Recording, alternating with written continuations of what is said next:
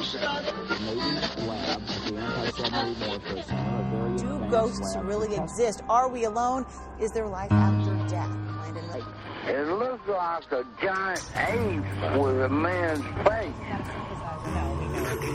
We've done some testing to determine if it is a synthesizer or not. Welcome to Chasing the Truth from the Normal to the Paranormal. My name's Sean Graham, and you found me on the Dark Waters radio channel.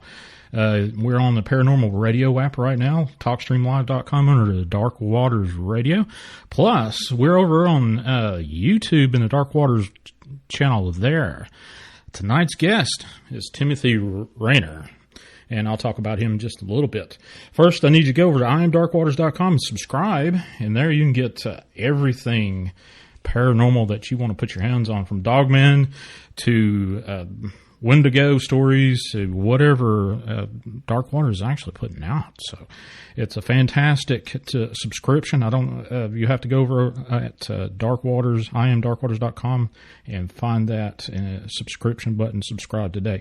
Plus, you'll get all access to all of my podcasts there. And I think tonight I'm actually on podcast number 49, if I'm not mistaken. So we're getting up there. This month is my first year as a podcaster for Chasing the Truth, and tonight we're actually going to do a little bit of giveaway. Dark Waters has a drawstring bag with the Dark Waters radio logo on it, and for the first 20 callers, which I'll let you know when we get start doing live callers, we'll be giving those away, one for each caller. All I need from you is your email address, and send me your contact information, and I'll send one out to you. But tonight, on the Dark Waters radio channel, Chasing the Truth with Sean Graham, that's me, Timothy Renner. He has written articles for several publications, including Morbid Curiosity, Weird USA, Weird Pennsylvania. His illustrations have appeared in fanzines, comics, magazines, books, and on many record covers. He plays and sings folk music with his band Stone Breath. To date, they have released 12 full-length albums and multiple EPs. Timothy has studied various paranormal phenomena centered in south-central Pennsylvania, with a particular focus on legend of Toad Road and the Seven Gates of Hell. He also is an author. He's authored 4 books that I'm aware of: Beyond the Seventh Gates, Bigfoot in Pennsylvania, Bigfoot, West Coast Wild Men, and Don't Look Behind You. So welcome aboard, Timothy Renner. How you doing today, sir? Great. So tell us a little bit about yourself that I just didn't cover just now. Everything, yeah.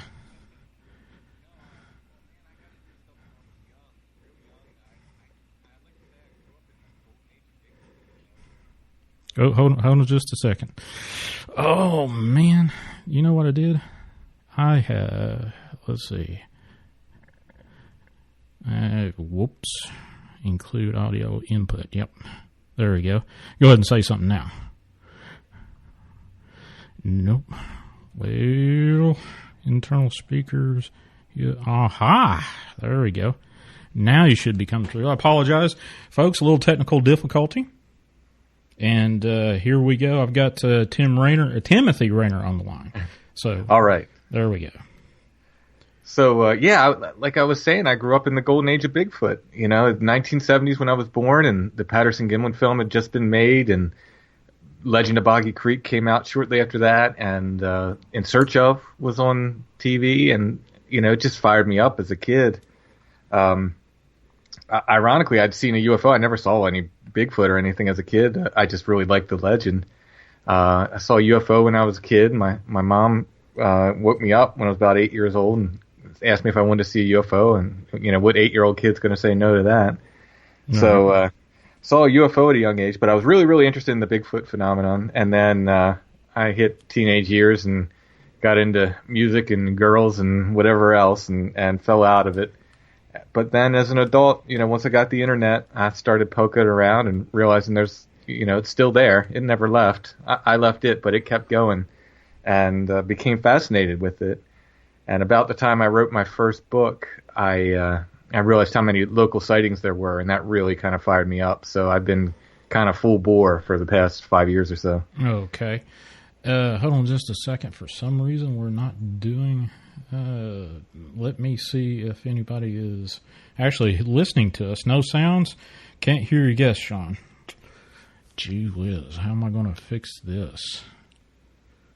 Yay. Can you hear me now, folks? Give me a 1 if you can, 2 if you can't. We're in a YouTube, for whatever reason, if I call in, may I tell about my... Oh, never mind. They can hear me, but not you for some reason. Let's see. That is weird. Let's see.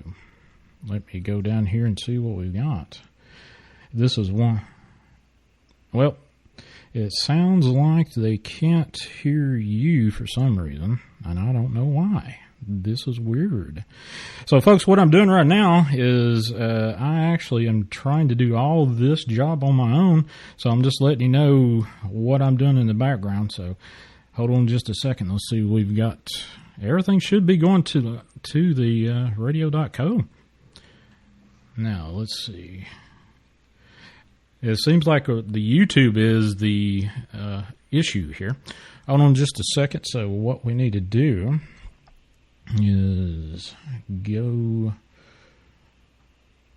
let's see, internal speakers. Let's go out to that and see if that'll work. Okay, now let's try it now, Tim. Try that out. I'm coming through now. I can hear you, but I don't know if they can hear you. Let's see if they can hear you. Hello. Where are you? Right here you are. Okay, now go ahead and say a little something. All right. Can you hear me out there? I don't think so.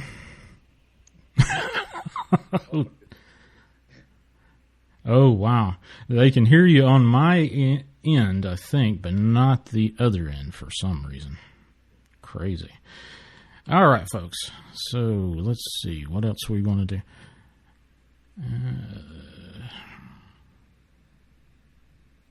Live YouTube camera. I don't want camera. Yes. This is just annoying.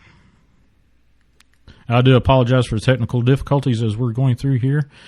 Let's see. What else can we do? Hey, Tim, what I can do is have you call me.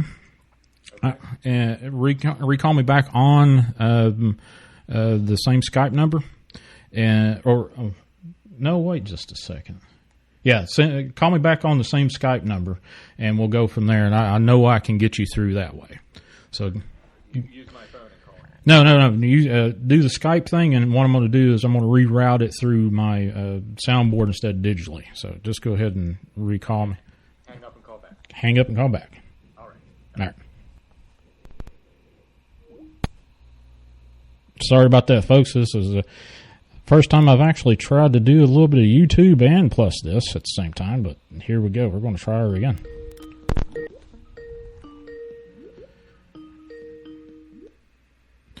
Okay, Tim, can you hear me? Yeah. All right, hold on just a second. All right, let me go over to the YouTube. And I apologize for all that stuff that's coming up here. Hopefully we've got it. All right, go ahead, Tim, and see. Can you hear me now? It looks like we've got you. I can see it 5x5 on that. All right. So, all right, now let's start this all over again. My guest is Timothy Renner from Strange Familiars, and we'll start off with that. Welcome aboard, Tim. I do apologize for the technical difficulties. Oh, no worries. I'm happy to be here. Thanks for having me. All right. Oh, just a second. Let's see. Let me pop up this, and then we'll go here. All right. So that's well, how did I do that? I just put you on reverb, and let's go here. All right, let's go this way, and then turn this down, and we should be fine. Okay, now, Everybody should have all that ready. All right. Now, Tim, welcome aboard. I think we've got the problems there, but here we go. All right, so we're all ready to go now. We're all lined up. As far as I know, we're all lined up. All right, hopefully everybody can hear. Yep. So, yeah. Well, I was introducing myself.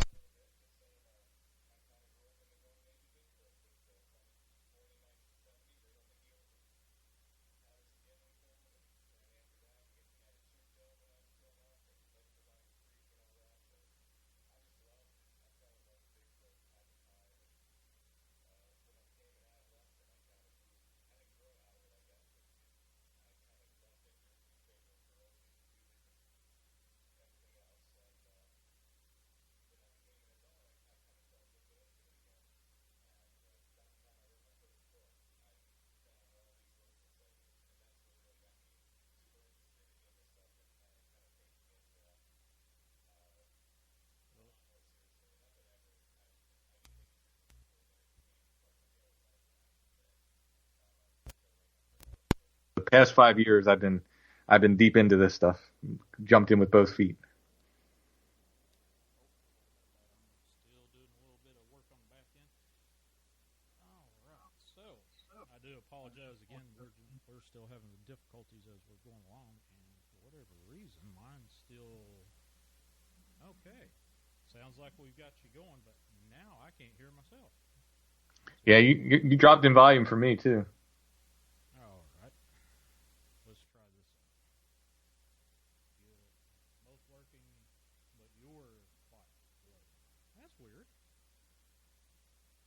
Why am I low and everybody else is? Turn up the gain on my microphone and see if that works. You came up a little bit there for me. Well, I've got to stand up here and do this. All right. Maybe this will work, and I have no clue why it's not. Let's see.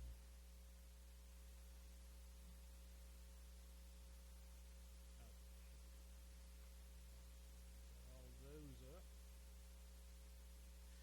All right. Testing 1, 2, 3. Can you hear me? Nope. Holy cow. Let's try this out. Maybe that will be it. Can you hear me now? Or is it still... I got you. Yeah, I can hear you good now. Okay. All right. Let's check in here. This is just totally weird. Okay. All I have to do is get real close to the microphone, folks. Now. Okay, Tim.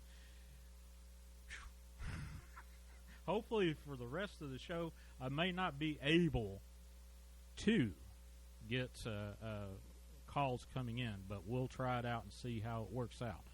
But we'll see what happens. Now, folks, now you hear me and the guest echo. Okay. Wow. Okay. Sorry about that. All right. Now, this has got me a little discombobulated. Let's talk about a little bit what actually got you into podcasting. Was it the books that got you into podcasting, or did someone actually get you to say, hey, buddy, Tim, why don't you take some of that knowledge and do some podcasting for yourself? Well, I wanted to do like an audio documentary of my first book, and I kept bugging all these guys from different podcasts, like, hey, help me make this. I think it'd be a good, couple episodes for your podcast. At the time, I didn't realize what I was asking, how much work I was asking somebody to do with me by asking them to do that, until finally it was Soraya from Where Did the Road Go who said, Tim, just do it yourself. Make your own podcast, do it yourself. And I thought about it for a while, and I said, well, all right, I guess I'll do that. So I started off with the first 3 episodes were kind of just that. They were kind of an audio documentary of my first book. And then we took off from there and started having other guests on, and sometimes we go and do different paranormal investigations, and we record podcasts while we're doing it and so forth. So we do a variety of stuff, but really that's how I started, and I almost didn't stick with it, but I'm really glad I did, because it took me about a year to get my legs under me with it, and now I'm having a lot of fun doing it. I absolutely love it. Okay, So, what was the one thing that you remember as? Let me step in the microphone here.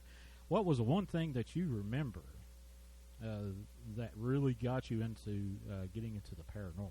What was the first thing that really popped out? It was honestly, even though I saw a UFO when I was a kid, that didn't like.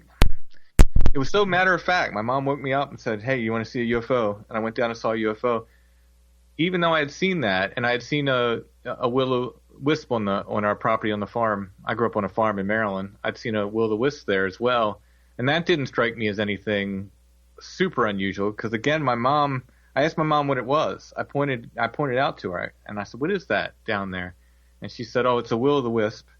And she was very matter of fact about it, so I didn't think it was anything really unusual or paranormal. I just thought it was. I didn't know what it was. I guess I was a little kid. I was 8 years old or so, maybe 10, and I thought it had something to do with the willow trees. I thought she was saying willow wisp, and I thought it was a natural thing. So I didn't really think anything of that. But it was really seeing Bigfoot. I remember seeing that Patterson Gimlin film on In Search Of. And that's what really, really fired me up and really got me fascinated as a kid. Wow. So, what was your last sighting? I know that you do a lot of investigations out there in the woods. What was your last sighting that you actually could say, yeah, I saw this? We had some really, really weird lights that we saw in the woods. There's an area we've been investigating for a couple years now. And a friend of mine kept saying, There's eye shine up there. There's eye shine up there. He was calling it eye shine. I still to this day don't know what it is. I suspect it is eye shine, or eye glow rather, but I do not know for sure. But he kept telling me about it, and I kept going up there at night. And I couldn't see it. Well, finally I was there one night. I was with 2 other people, and I was there for about a half an hour, just long enough for my eyes to get adjusted to the light. And all of a sudden I saw, it looked like kind of a LED light in the woods, kind of whitish blue LED light.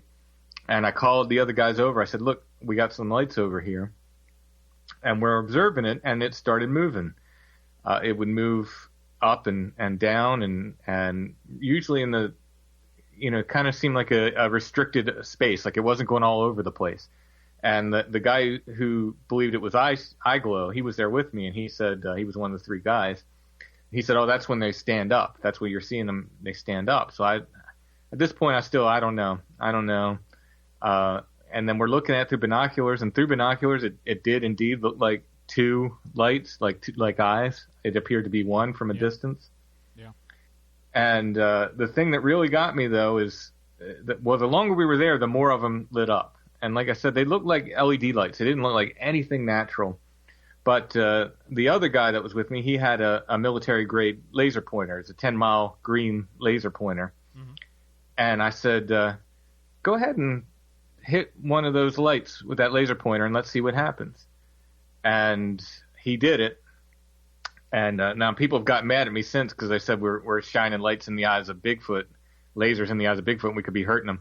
I want to say I didn't know what these were. I just thought they were lights in the woods. I did not at this point think they were Bigfoot eye glow or anything like that. But he would hit these. It would take him a minute to zero in with this laser. He would hit these things with it. They would turn red, and then they would go out, and they'd stay out for half a minute, maybe a minute, and then they'd come back on again. It was the weirdest thing I've ever seen. The longer we were there, the more of them kind of lit up, and they came closer to us. What made me finally think that they were eye glow, perhaps, is they were. I should note that they were changing colors too. As we were watching, they would change from that whitish blue to kind of a green and go to maybe an orange. The only time they'd turn red, it seemed like, is when he'd hit them with those lasers, and he did it several times. Each one we saw, he'd hit with the laser, it would turn red and go out. And like I said, what finally made me think it was maybe eye glow, like my friend was suggesting, is there was a guy on Sasquatch Chronicles named Jeremy. I had him on my show on Strange Familiars recently as well. Yeah. And he described the exact same thing in Texas that I was seeing, the difference being that he saw them in the silhouette of a Bigfoot creature.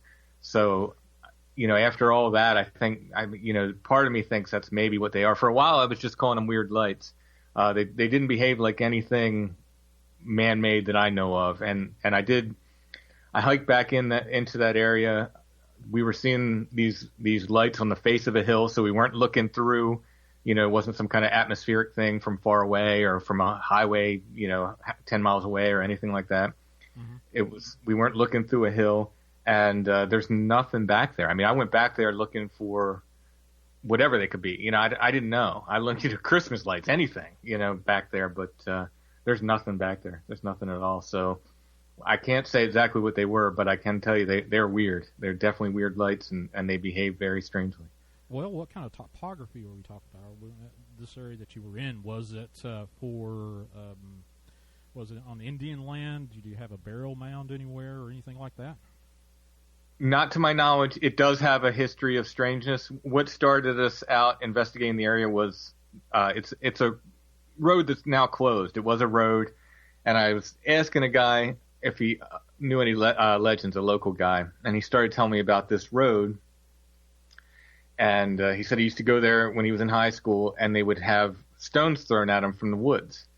And as a person who's interested in Bigfoot, I very interested in that detail. And I said, well, what do you mean stones thrown at you from the wood? He said, yeah, hobos would throw stones at us from the woods. And I said, did you ever see these hobos that were there? And he said, no, we never saw them, but they would be in the woods. We could drive up there and park our cars and get stones thrown at us. So that kind of piqued my interest. And he talked about what a spooky place that area was and so forth. And that's when we started investigating the area.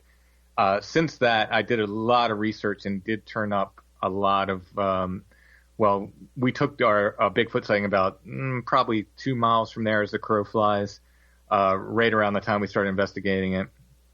And we had some other stuff that, in the area that seems like Bigfoot sightings. People reported basically unknown creatures running across the nearest kind of major road to this area and so forth. So, we may or may not be dealing with Bigfoot there, but there certainly is a lot of stuff kind of pointing to, indicating that may be what's there. Okay, so a lot of people are talking about Flannel Man. Oh, yeah. In a bunch of, I've got a lot of messages, not only in from YouTube, but tell me a little bit about Flannel Man. Oh, my goodness. Yeah, Flannel Man has been amazing. That Flannel Man, in a way, has become the story of Strange Familiars. I mentioned it early on because my wife had seen it. She woke up, one day in the 90s. We were sleeping in her parents' house. She woke me up screaming and said there was a guy standing at our feet. He looked dressed like a lumberjack, wearing a red and black flannel shirt, kind of checked plaid flannel shirt, holding an axe, big beard, and just standing there looking at her. And interestingly, she said he kind of looked like he was caught on his face, like you shouldn't be seeing me, or I can't believe you're seeing me, or something like this.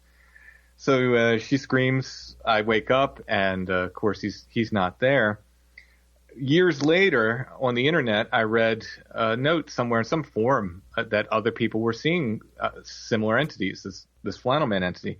Now, since then, it's come to my attention that John Keel wrote about it in the 70s and so forth. So it definitely was an existing thing before I ever mentioned it on Strange Familiars, but I didn't really know that at the time. I had read, Keel mentions it in Mothman Prophecies too. I'd read that book, of course, but I didn't make a note of that specific, it's about, there's like one paragraph about the Flannel Man entity, which he doesn't call by that name in Mothman Prophecies.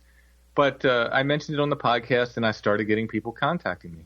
And enough people where I said, well, we'll do a show on this because people are obviously seeing this guy. And I don't think it's the same guy. They're seeing different entities that are wearing these red and black check shirts for whatever reason.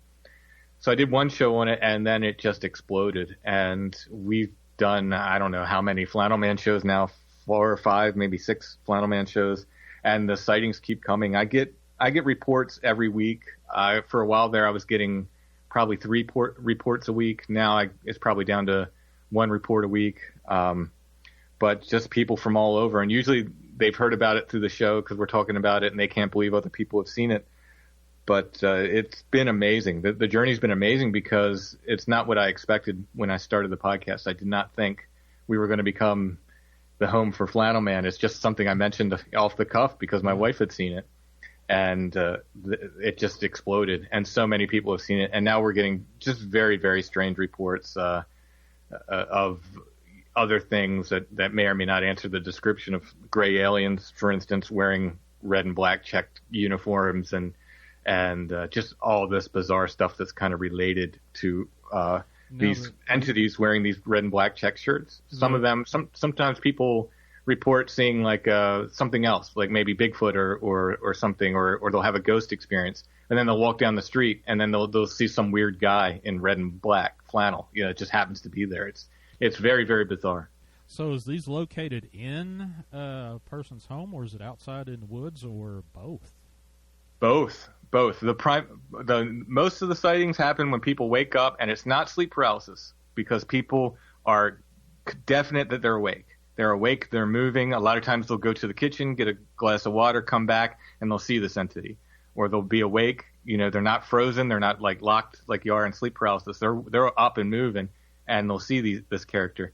I had one woman on the show, she and her daughter saw it at the exact same time in their house. So somehow the mom woke up, saw it, screamed, heard her daughter screaming, and then they she asked her daughter what she saw, and they described the same thing. So most of the sightings are happening in people's homes, but I've gotten some really neat ones outside. I had a girl tell me a story when she was really little.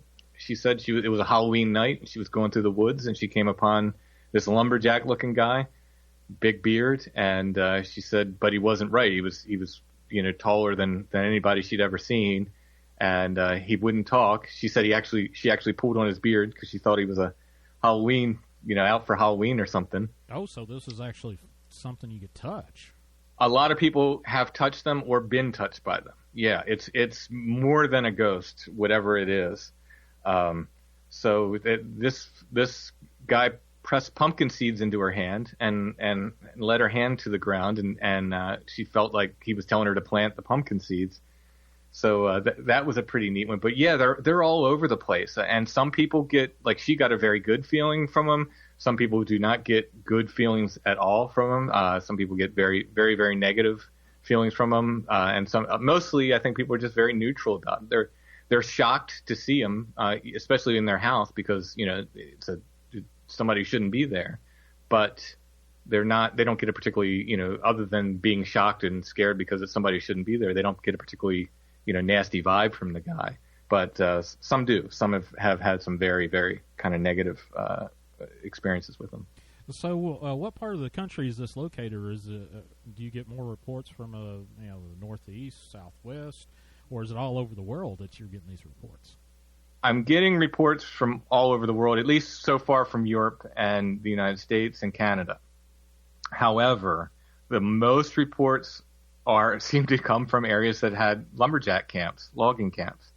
Now, I don't know if that's just a coincidence or not, but that's so far the most of the reports come from areas that either currently have or did at one time have lumberjack camps. Okay, so what's the most outrageous description that you have heard of a Flannel Man?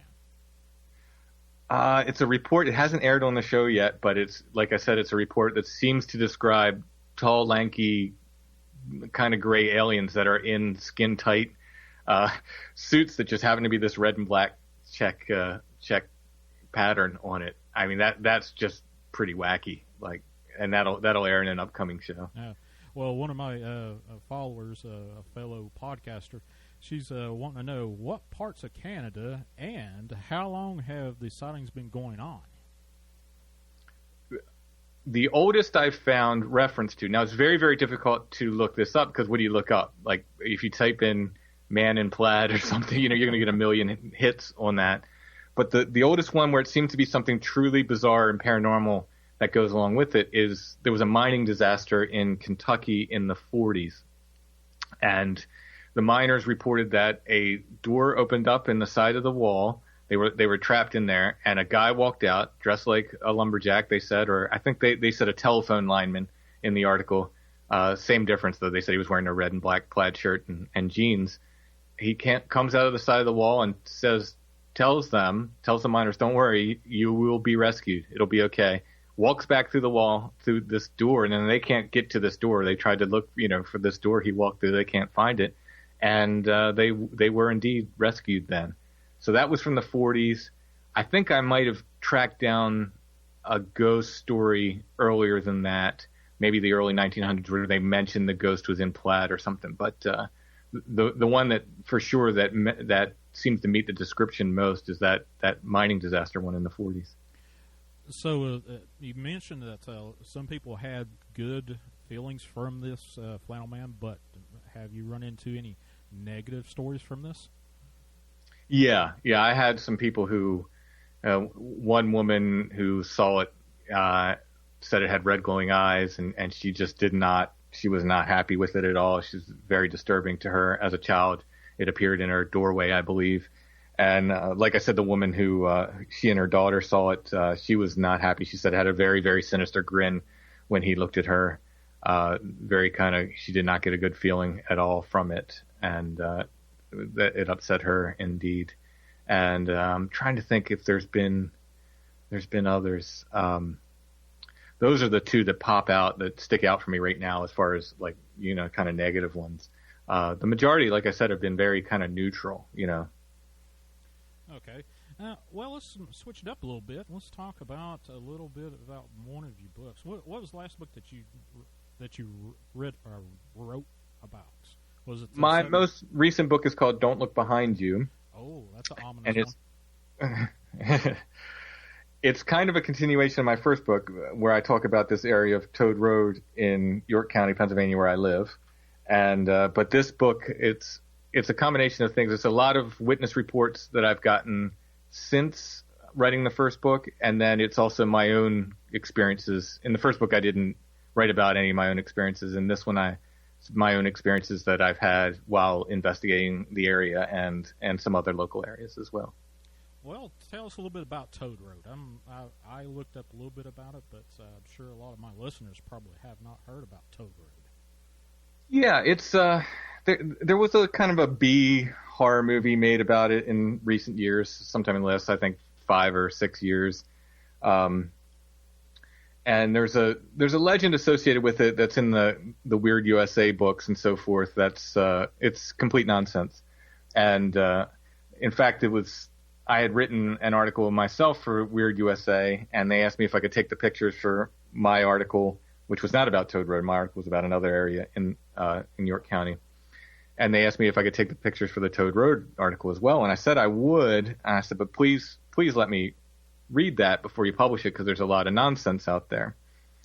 And lo and behold, they published the article with or my photos rather, with the article that's just, it's just nonsense. It's a story about a insane asylum that burnt down, and supposedly the people escaped from the asylum and they ran through the woods, and those that weren't killed in the fire were killed by locals in the woods around the insane asylum and so forth. And it didn't take me long at all to prove that wrong.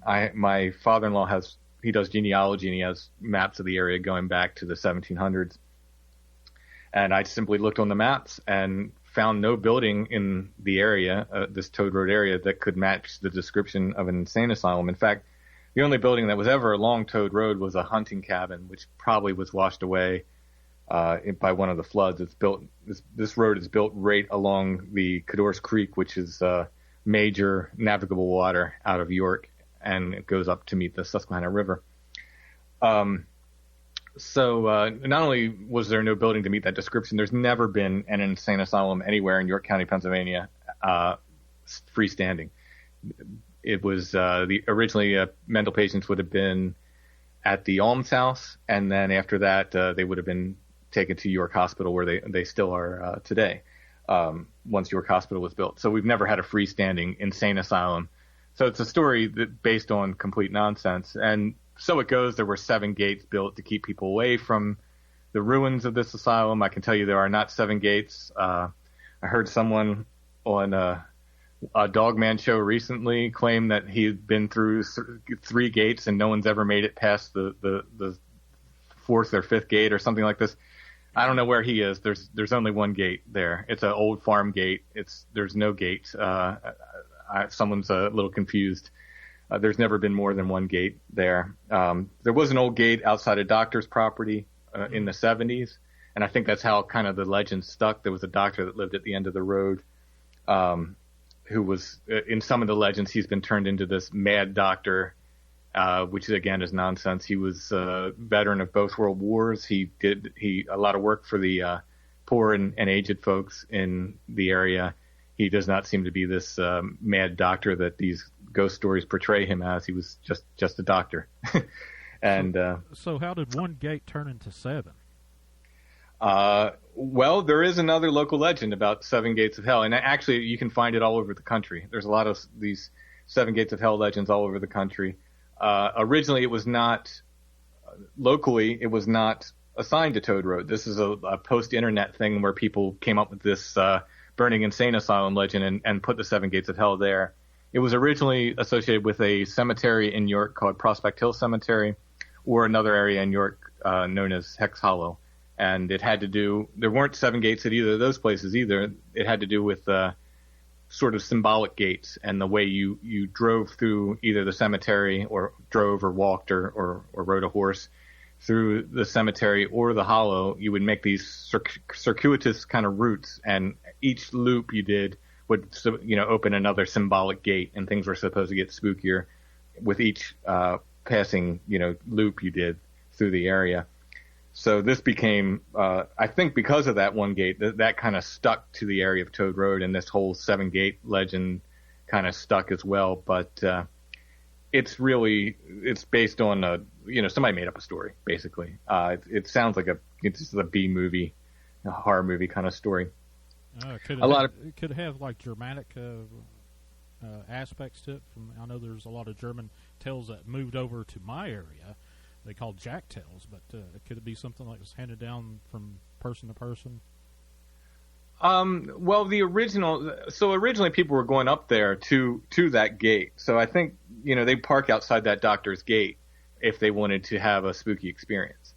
So I think that, that's part of what it is. The local folklore, that's why I like talking to people who are like in their 40s and older. About that, because they haven't been influenced by the internet so much. They'll tell you other stuff that happened up there. And the interesting thing is, like, a lot of spooky stuff does happen there. A lot of, I've collected a lot of reports, but none of it has to do with ghosts of insane asylum people. A lot of it sounds like cryptid phenomenon. And that's what I started noticing when I really started digging in. They're talking about things peeking from trees and red eyes in the woods and screams. The thing I get reported most often is screams up there, screams from the woods. People going lost and having something that follows them or paces them through the woods there. Things like that. Things that if you know about cryptids, you go, oh, this sounds like cryptid stuff. This doesn't sound like ghost stuff at all. So have you actually had a actual missing person that was linked to this phenomenon? There's a missing person in the area. It's a woman in her 60s. I don't name names for missing people because I think it's kind of, if they're still missing, I think it's kind of disrespectful to the family to sit here and for me to say, oh yeah, she's missing and it's connected to this paranormal stuff when I don't know. I don't know why she's missing, so I don't name names. But she's a woman in her 60s, very close to the area, has gone missing in the early mid 2000s. She went missing and she's never been seen again. She just disappeared. Okay. Now I know that when I talked to you last time on the phone, you mentioned Loop Guru. So tell us a little bit about your fascination, your attraction to Loop Guru. Oh my goodness! I don't know if that was me. I do have some werewolf stuff, but well, it may or not. But anyway, I can tell you. Well, I can tell you there was in the same area. So this road leads like 3 miles through the woods. It was washed out in Hurricane Agnes, 1972, and it was closed down after that. And what it was the old tow path for the Cador's Creek. So these barges they'd bring up out of York, some of the parts of the creek, you know, they needed to be towed through. They weren't deep enough to run these barges on. So they had this tow path by the creek, and they were bringing materials up to a thing called Cador's Furnace, which is a big iron forge up at the end of it. And that's where they made cannons and cannonballs for the Revolutionary War. It's a really impressive structure, still standing up there. Well, it's been rebuilt a couple times, I think, but it's a, you know, kind of historical landmark. It's got ghost stories and stuff associated with it. But in 2016, in the fall of 2016, someone saw what they described as a bipedal hyena type Dogman up there. And Stan Gordon, actually a researcher from Western Pennsylvania, he gave me the sighting. And they didn't have too much information other than it was this big kind of, you know, hyena type Dogman. And interestingly enough, I took a picture of something. It's on the back cover of my first book. Again, I don't claim that it's anything. I didn't know that I was taking a picture of it when I saw it. It's not going to convince any skeptic that it's anything, but a lot of people look at it and they tell me it looks like some kind of, you know, Dogman type creature. I don't know. It's just, I can only tell you I didn't know I was photographing it when I took the picture. And then when I came back to try to duplicate the picture, I couldn't duplicate it. So whatever it was there wasn't there when I came back, but I don't know what it was. I can't make any claims on that photo, but it's a weird photo that a lot of people like. It's, like I said, it's on the back of my first book. So have you come across as any recent werewolf kind of,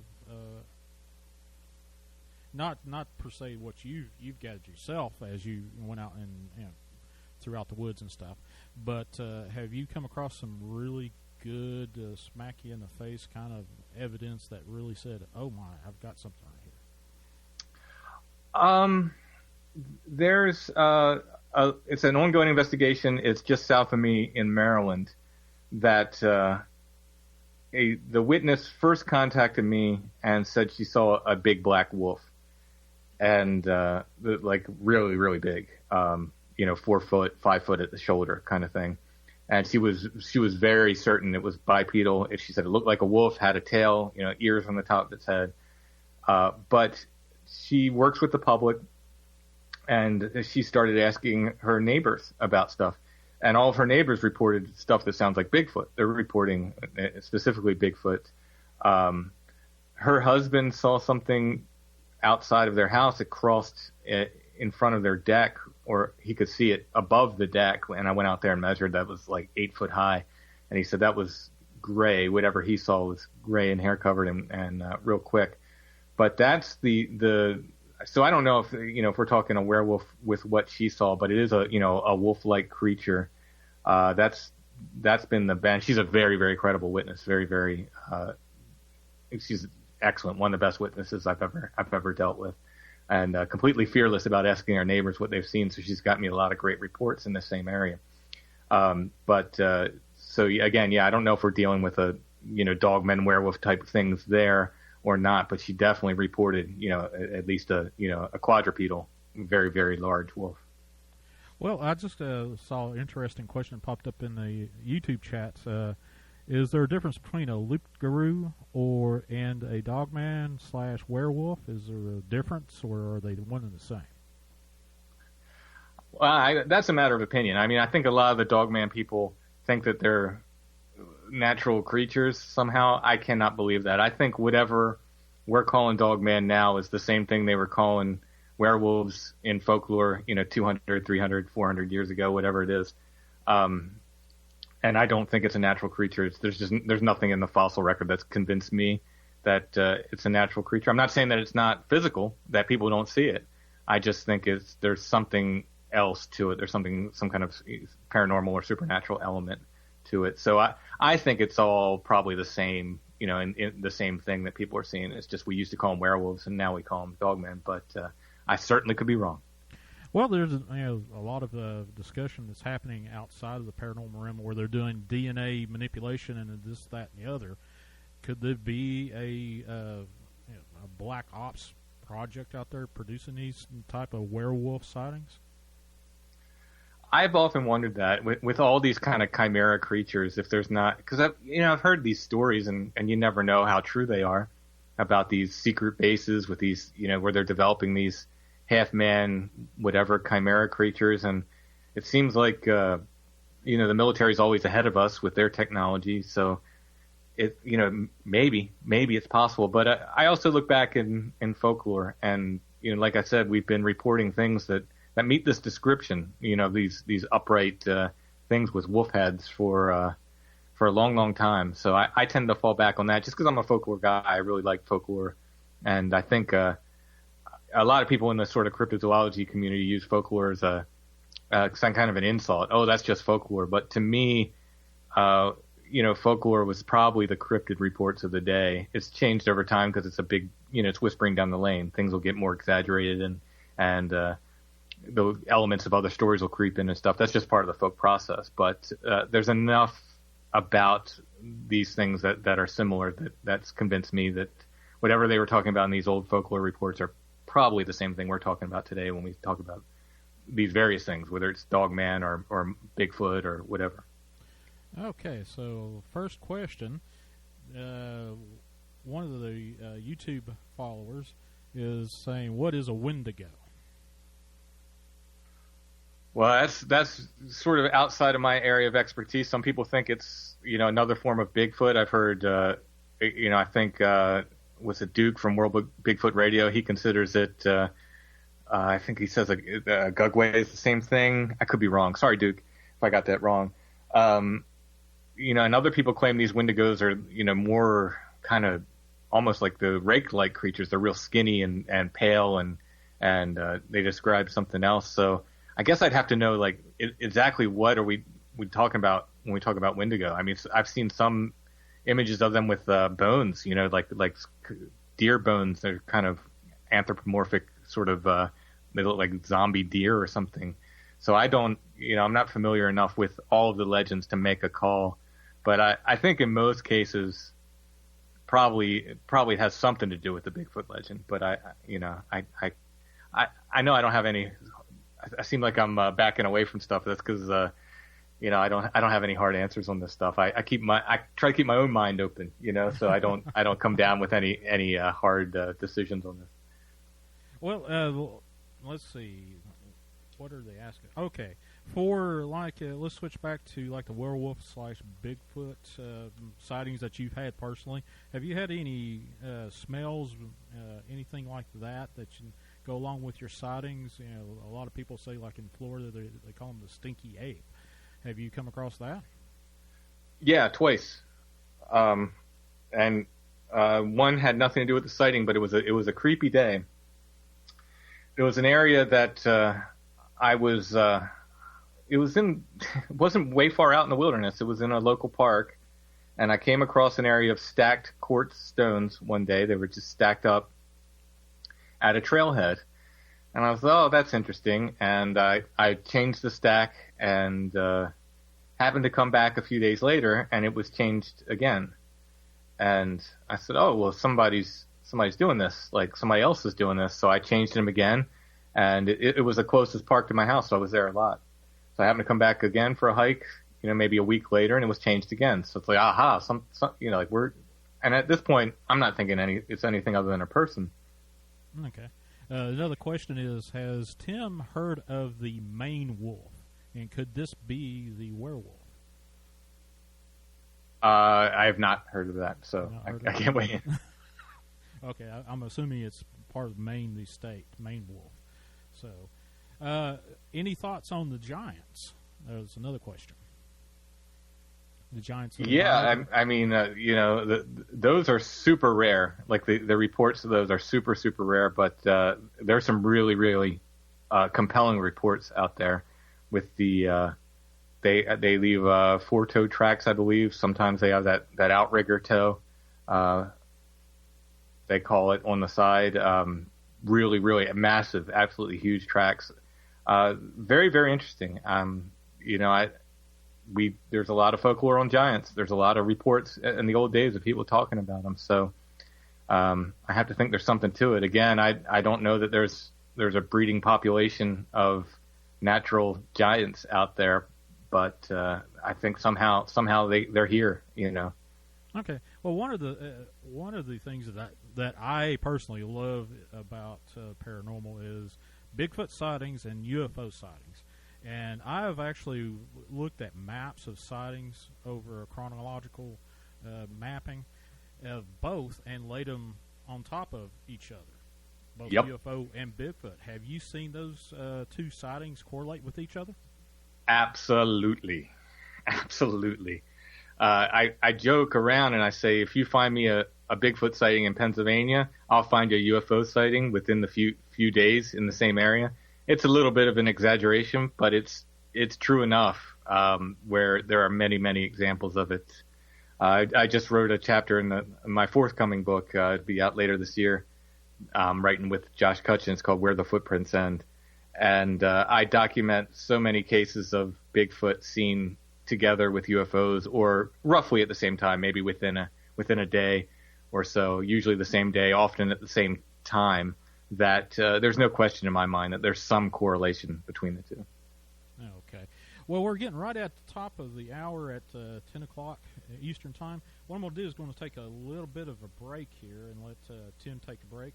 And I'm going to try to work on this microphone issue in the meantime. But I'm going to go ahead and start the commercial music for a little bit. Take about a 5-minute break there, Tim, if you don't mind. Are you ready for another hour? Sure thing. Okay. Go ahead and take your break, and we'll be back in about 5 minutes, folks.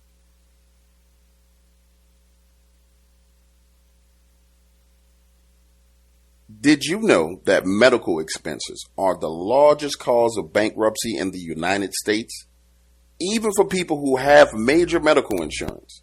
And that leads me to the next point. Most people's health insurance coverage is not enough to cover their treatment costs. That's why you and your family need a living benefits plan through Manhattan Life. Just think, no medical exam required, and we're not talking about accident insurance. We're talking about life insurance protection. Furthermore, you can quote yourself on your own time if you go to imdarkwaters.com and click the Manhattan Life Insurance link today. That's right. Go to imdarkwaters.com and click the Manhattan Life Insurance link today.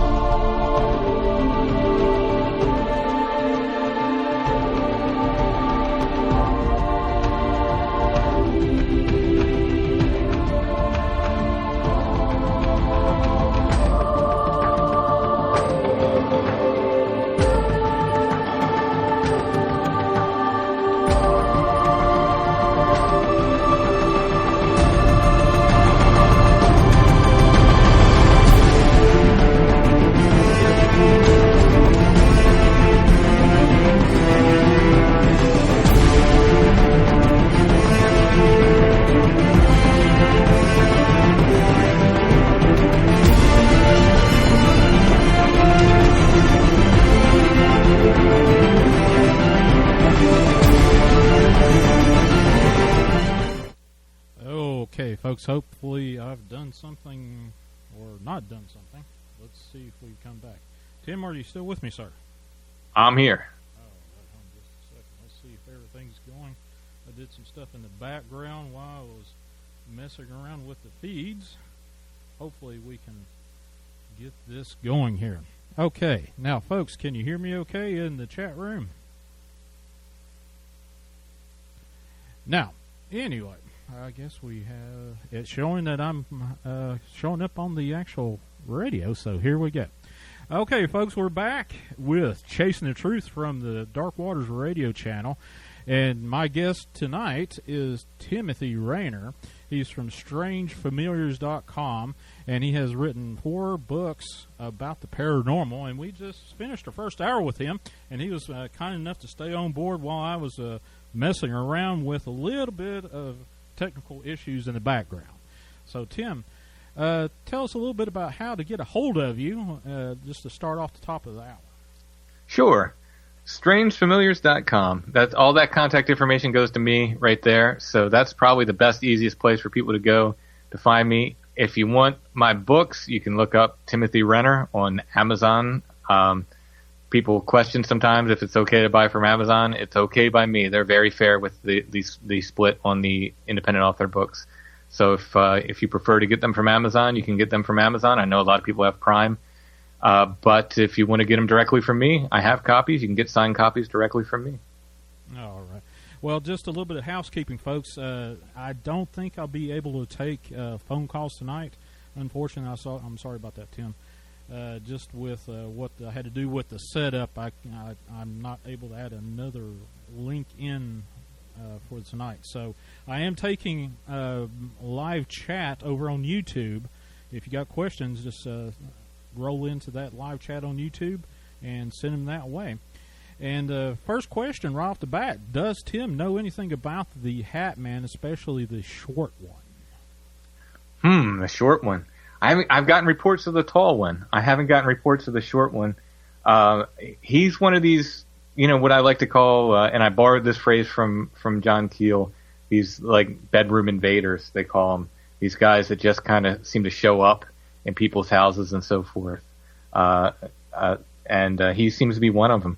But other than that, I wish I knew what they were. I wish I knew what Flannel Man was. I wish I knew what all these things were so I could give people definite answers. But that's part of it. Part of it is the mystery, and I'm in love with the mystery. Well, with the Flannel Man, from what you have told me about it on this radio show, plus what I've researched in the background, could Flannel Man be like a shadow person? It could be, an expression of the same thing. It really could. It seems to. I mean, obviously, he's not comprised of shadow. I've not yet received that's the thing. I've been getting weird combinations where I've even gotten a report of something which it sounded like a Bigfoot and it kind of acted like a Bigfoot, but the person looked in their rearview mirror and they said all they could see was red and black flannel. So it's really, really bizarre, like the combinations that are coming up. So I will not be surprised if I get some sort of shadow person Flannel Man combination, mashup at some point. But it could certainly be an expression of the same kind of thing. Okay. There's a couple questions about I may butcher the pronunciation of this. An Albert Witch. Yeah. Well, yeah. What is it? I've got questions about. Please ask about the Albert Witch from Minifist. So that is a local cryptid. That is a lot of people said they're a little Bigfoot, but they're not. We've never had a report of one with an adult Bigfoot, and they're not built like Bigfoot. They're very skinny. They're 3 to 4 feet high, usually reported. Very skinny, hair-covered things. They are reported along the Susquehanna River most of the time, and they seem to be some kind of another one of these like little cryptids. They've been here a long time. I've gotten reports back from the 1880s. There's a report in a book of folklore nearby that talks about they don't call him Albatwitch by name. Albatwitch is a German name. It's the Pennsylvania Dutch name for whatever these are. But they were on the shields of the Susquehannock Indians when the Europeans got here and so forth. So, it's just it's one of these kind of local cryptids that we have here. It's probably in the same category as these other, what they call little people that appear elsewhere in the country. I was about ready to ask you about that. The little people. Mm-hmm. Yeah, they're supposed to be a whistle. Sometimes they're said to whistle and draw people out into the woods, and from which they never return.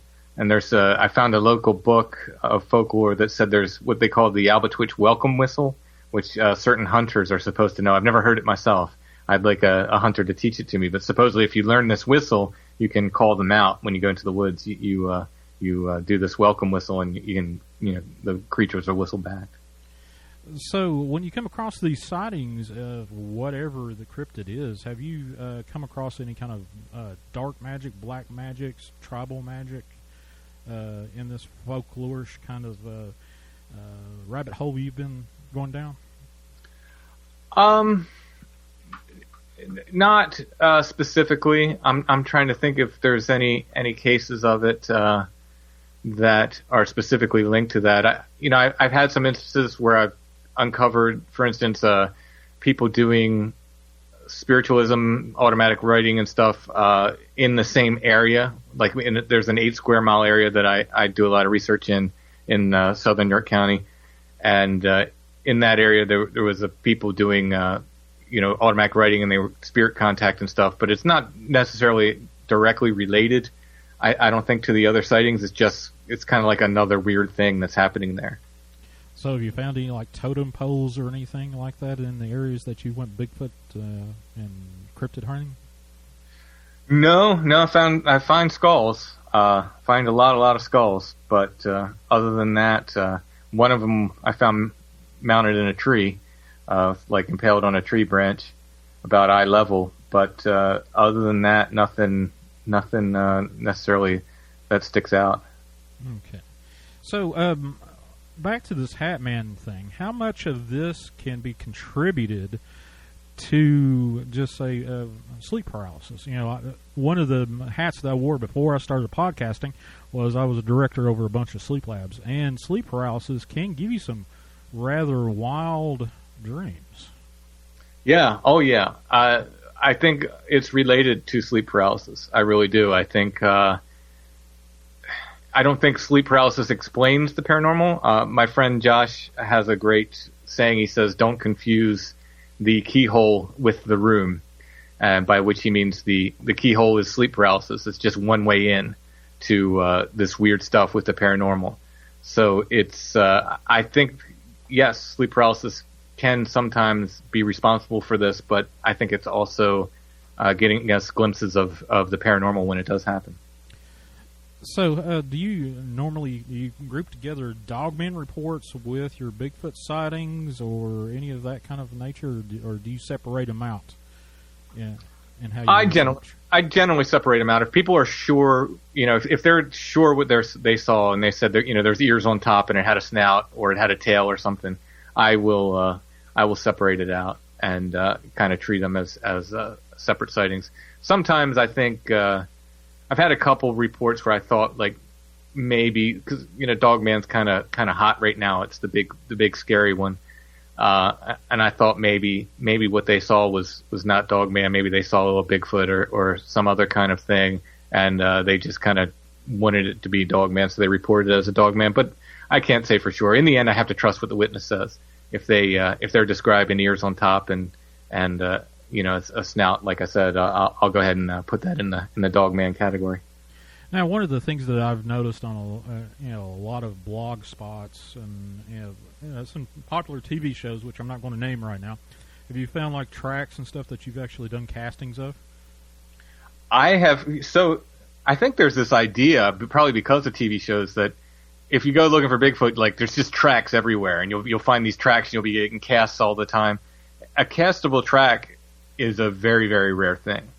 And I found what I call maybe tracks and nothing that's ever been like castable, very shallow and things that I think are probably tracks because of the situations I found them in, but which will never convince. They won't convince other Bigfoot people, much less another skeptic. So I haven't found myself any like clear castable tracks. Have you found any kind of material that you can contribute to a Bigfoot or other cryptid? Other than what I think were things possibly left for me, either like cairns or I believe those skulls, because I find them on almost, like probably better than 50% of the Bigfoot investigations I go on. I will find skulls that seem to be left out in the open, not hidden. I'm not crawling around through bushes or anything looking for them. They seem to be left in prominent places. So other than something like that, I've not found hair, or I did find what I thought might have been scat one day, but I can't be sure. I grew up on a farm. It wasn't a horse or cow. It was a big pile. That's all I can tell you. And it had bugs in it, but I did not take samples of it or anything. I wouldn't know where to send them. So from your research, have you found out if Bigfoot is a migratory creature? Do they move from place to place, or do they just find a home and stay there? That's a big question. My big question, especially in Pennsylvania and specifically in south central Pennsylvania where I am, I get a lot of sightings. I get a lot of sightings from people, and we do not have a lot of wilderness here. So my question is, where are they going and where do they come from? And that's borrowed from another researcher out in the western part of the state, Brian Seach, but it's good. It's a good question. I get sightings all times of year, so that they're if they're migratory, I can't figure out the migratory pattern, and I get them in places of the county, both as crazy as what seems to be suburban neighborhoods that have some woods near them and by them, to places that are pretty far out, like have a lot of trees and along the Appalachian Trail and stuff. Okay, so what would be a typical cryptid diet like Bigfoot? What would be on the Bigfoot menu? If they're eaten, you mean? Yeah, if they're eaten, yes. If they're eaten. I think deer. I think deer is number one. If just based on the number of skulls I find, if they're eaten. If they are like us and they eat, they need to eat the way we do, then I think deer is probably number one for them. Okay. Well, one of my friends that I talked Bigfoot with, D. Doss, we talked about how the Bigfoot ages. Have you seen young Bigfoot, older Bigfoot, Bigfoot that have been crippled or anything like that, or any kind of notion that would give you pause to think, well, wait a minute, is this an older Bigfoot I'm looking at, or a younger one, or what? We get a lot of reports of white ones, white and gray ones. So many, in fact, that I wonder, I don't think they could be albinism because there's too many. So does that point to them being older? Maybe. I went gray. I used to have black hair. I don't anymore. It's silver now. Maybe.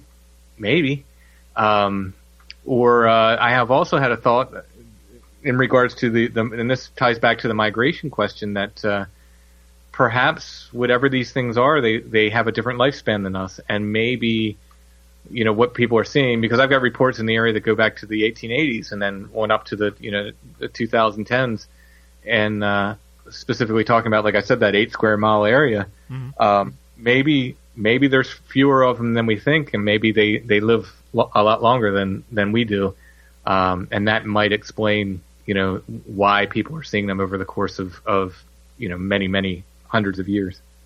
So the other question was, have you seen any evidence of any of these Bigfoot being crippled? No, I've seen weird. In the 70s especially, we had 3-toed tracks here. A lot of the tracks we were getting were 3-toed, and they look kind of messed up. They look like what's called syndactyly. It's when your toes are kind of forged together. So it could be 5 toes like that appear as 3. The problem with that is both feet look the same, and usually syndactyly doesn't express on both feet of a creature. So what are we dealing with when we're talking about something with 3 toes? It's very, very bizarre, but it's definitely and these tracks there were 2 miles of these tracks at some point that went, across a creek and through fields and so forth. There were some 2,000 different footprints. I think they had about a 5-foot stride. So there was no mistaking that it was something odd, something very big, something very heavy, and but very weird. 3 toes. It does not look like a, could it have been some sort of cripple or birth defect? Possibly could have been. It definitely didn't look like a natural, normal foot. Okay. From the YouTube chat over on Dark Waters YouTube channel, Manifest says, Sean, can you ask about any violent encounters with cryptids?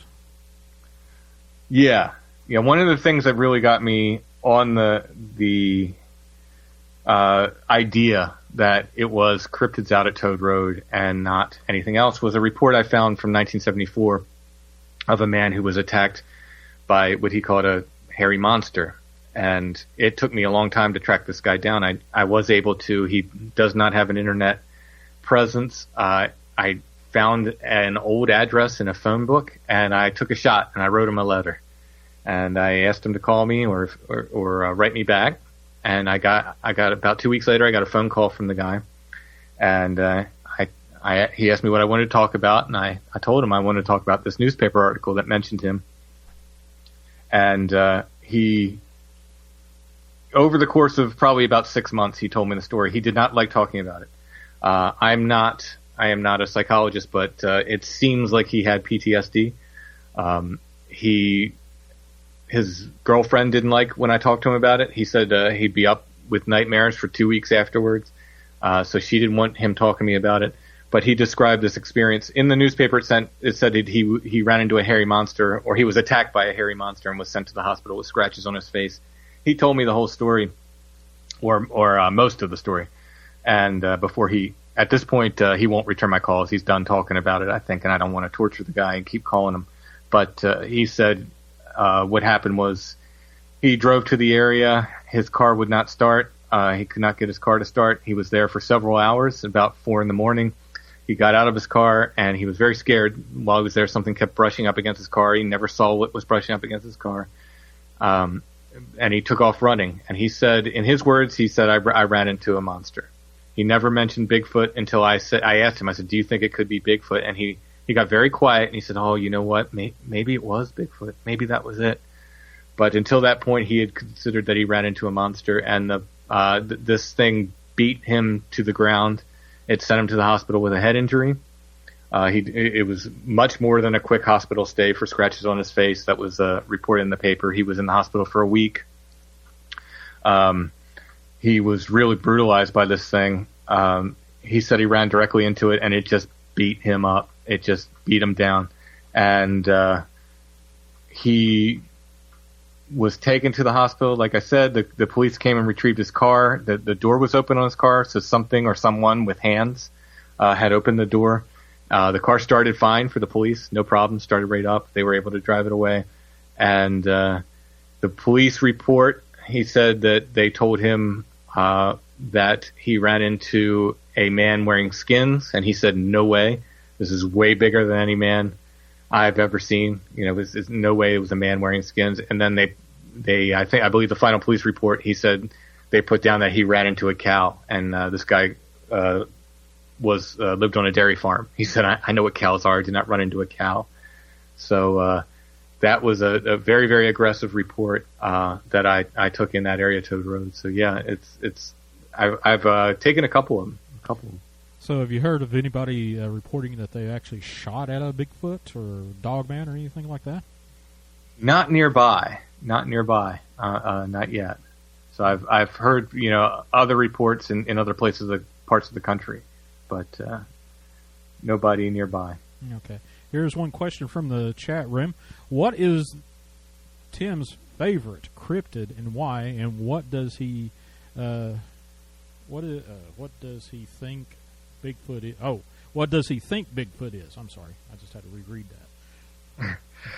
So I'm going to go with Bigfoot. Bigfoot is absolutely my favorite. I think there's so much to this wild man archetype in the way that UFOs have changed over time, but have always been with us. This wild man as well. It's seems like it's gotten wilder for us recently. The Bigfoot reports are real wild. It seems to be like a very, very wild man. But if you go back to the 1800s, you still have wild men. You still have these reports, these hair-covered things, but they don't seem to be maybe quite as wild as they are now. The phenomena kind of changes a little bit over time. It's very, very interesting.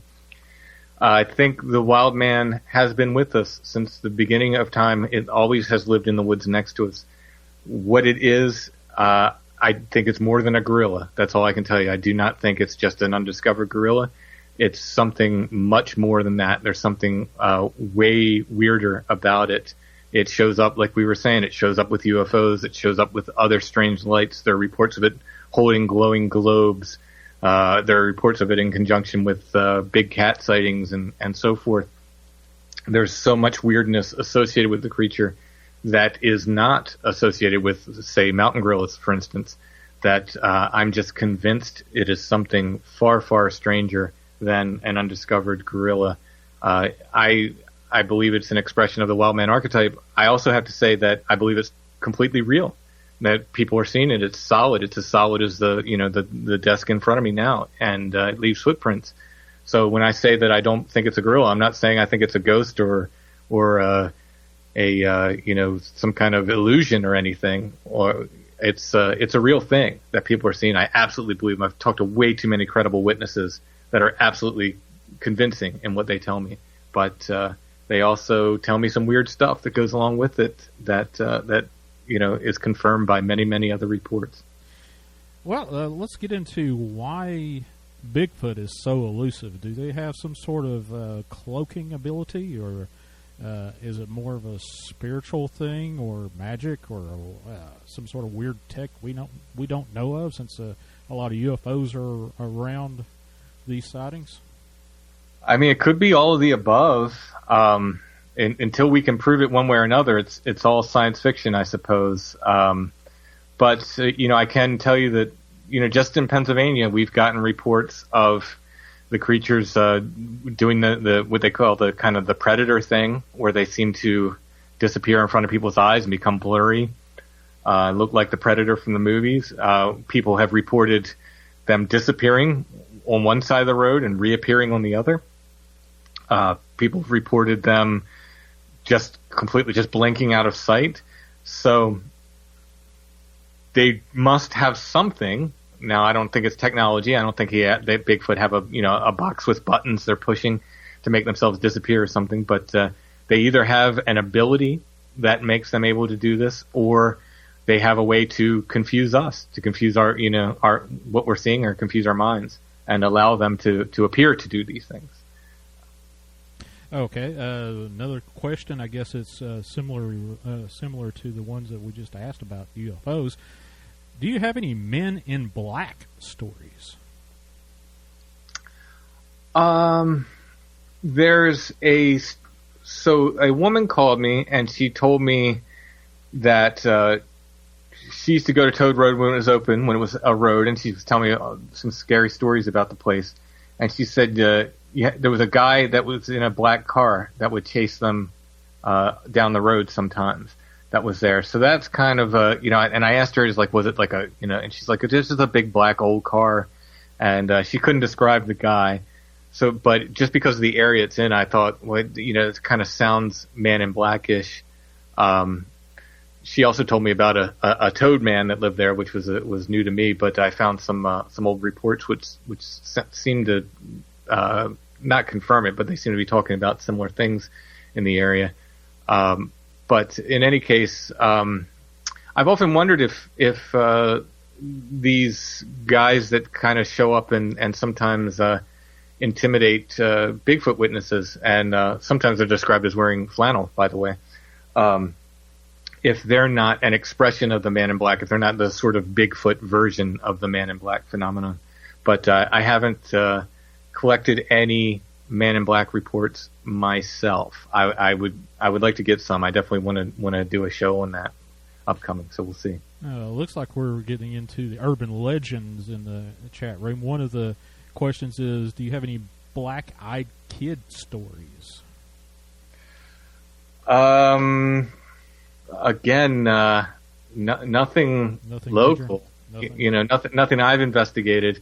I've talked to David Weatherly, who's the guy for that. He's written a book on it literally, and he's just gotten so many reports. But I've looked around for him, but I haven't been able to find any locally. Much to my daughter's chagrin, she's very, very interested in black-eyed kids. She always wants me to find. Find the black-eyed kids. You need legends of black-eyed kids, but I have not gotten any yet. No black-eyed kids. I went down that rabbit hole for about 6 months, and I was like, it sounds like an urban legend to me. At the end of my 6 month jump into that little hole there. I don't know. It's. I mean, again, there's enough reports of them that it just makes me wonder. And I did track down a Bigfoot witness. He was having ongoing Bigfoot. Now, this wasn't my witness. This is just someone I read about in a book who was having ongoing Bigfoot activity around his cabin, and told a story about one night he got a knock on the door and he opened it up, and there was these two kids out there, and they told this cockamamie story about breaking down 7 miles away, but their clothes weren't dirty. They were wearing brand new clothes. And the guy goes through this whole story, and at the end he says, but I can't remember their faces. I can't remember what their faces or their eyes look like. So that's always made me wonder if and that was from 73 or 74. So that made me wonder if he was having maybe an early black-eyed kid experience. But again, that's not a case I investigated my own. It's just one I ran across. Oh, here's a question I've asked a couple of guests of mine. What was the best cryptid story you heard, and then you found out it was BS after you started getting into it? Oh my goodness. Geez. Well, I don't know that it was BS. I think it was mistaken. I think it was a very, very eager witness who was mistaken in what she saw. But I did an investigation. It was someone who told me she was having repeat Dogman sightings, and I just did not find anything that pointed as such. But while we were investigating the area, a huge German Shepherd came running up to us, and I often wondered if she had mistaken, what she saw for that. But I can't say for sure. And I will say that this particular witness got mad at me for saying that, because she believes entirely of what she saw is what she said she saw. So I should not, I shouldn't be casting aspersions on that. But I've wondered a couple times with witnesses if they saw 100% what they thought they saw, necessarily, just because of the information they've given has been kind of like, well, I'm not sure how for instance, this Dogman sightings were around apartment buildings, and there were people there constantly. People always at these apartments. They were up all hours of the night. The several times I went there at night to investigate, there were people up, partying and so forth, and I just couldn't understand how they were not being seen by anybody else. But I don't think they were necessarily trying to hoax me or anything. I think it's just, maybe, we just don't agree with what she saw, maybe. Oh, okay. All right. How about crop circles? I just recently saw the first crop circle of the year actually was put in the news here in the last couple of days. Do you know anything about crop circles around these Bigfoot? Well, I haven't seen any. We had a sort of a landing here in the 1970s during a Bigfoot flap. It's in Gatchellville, Pennsylvania, which it wasn't necessarily a crop circle, but it burned part of the field, and there was a triangle left in the field. And while not directly associated with Bigfoot, it was in the same area that we were having like a bunch of Bigfoot sightings at the same time. The most interesting thing to me about crop circles is that several people have come forward and said they make them, that they physically make them. They're the ones that do it. But what's really, really interesting about that is they say while they're out there in those fields making those crop circles, they will see and experience very, very weird stuff. So while they're doing it, they're seeing orbs and weird lights and having just weird stuff go off around them, which is a very, very interesting aspect of the phenomenon, I think. All right, I keep seeing one guy, Richard, in the YouTube chat room. He keeps saying grinning man. Do you know any stories about a grinning man? Well, he's another one of these guys that seems to just show up out of nowhere. I think. I mean, I kind of put him in the same category as the Hat Man kind of thing. Just a very, very sinister thing that people are seeing and definitely don't get a good feeling from him. I often wondered if that the Flannel Man thing where the woman and her daughter saw it at the same time. She very specifically said he had a kind of an evil grin, and I often wondered if this was the same, the same expression of the same kind of thing. She just saw a grinning man in flannel. I believe, now I haven't written anything about this or really researched it, but I believe the grinning man, like the grin, there's something that's like too big or unnatural or something about it. Something looks off about the grin, I believe. And like I said, this witness. So. Yeah, I agree. Absolutely. It's these are life-changing events. It didn't hit me that hard, like I said, when I was 8. It didn't, because I guess I was just too young to take it in. But as an adult, when you see things or even thinking back on it, it really does change your kind of perspective. Okay, we're got another question. I guess the crop circles actually caught a couple of nerves there. One listener wants to know, these people that claim they have created these crop circles, are they being led by UFOs? I guess it's kind of a stretch of a question. Are they being led by UFOs to make these crop circles? I don't think so. I think they kind of say that they just want to go out and make this. I don't know what their purpose is, whether they're doing it as artwork or directly trying to hoax people or just trying to be a part of the phenomenon. A lot of people, they don't set out to hoax. They set out to kind of be a part of the experience. And but in any case, they're seeing things that UFOs and other weird lights and experiencing other weird stuff while they're out there making them. But I don't know that any have, that I've read. I mean, I haven't done extensive research on it, but the articles I read, they didn't say necessarily that they were being inspired, particularly by UFOs or being led by them to make. Have you come across anybody that's been abducted by a UFO? Well, I mean, I don't know. I don't know that I was ever on a craft, but I woke up and there were 3 entities by my bed one time, and another time I woke up in a desert and there were 2 entities. I could not move, and there were 2 entities over my head. So these, they were definitely these gray type things. And this certainly meets the description of abduction phenomenon, but I don't believe I ever left my bed. I don't believe I was ever on a UFO. I think it's a form of out of body experience. But I've certainly experienced something, and it was very, very real. This wasn't a dream. This is very, very real. So, do you have any these little implants? They talk about these little rice grain size implants. Have you heard any stories like that? I have. I've heard stories. I've heard people who claim that they have them and so forth, and they can't get them out. It's very, very interesting. I had an MRI recently, and they asked me if I had any metal in my body, and I said, not to my knowledge. And so if I had any of these things in me, they're obviously not magnetic because it didn't set the machine off. But in any case, yeah, I've met a few people, a few experiencers who claim to have that they feel like they have some sort of implant. Yeah, I used to have one of my things that I did when I was actually working for a living.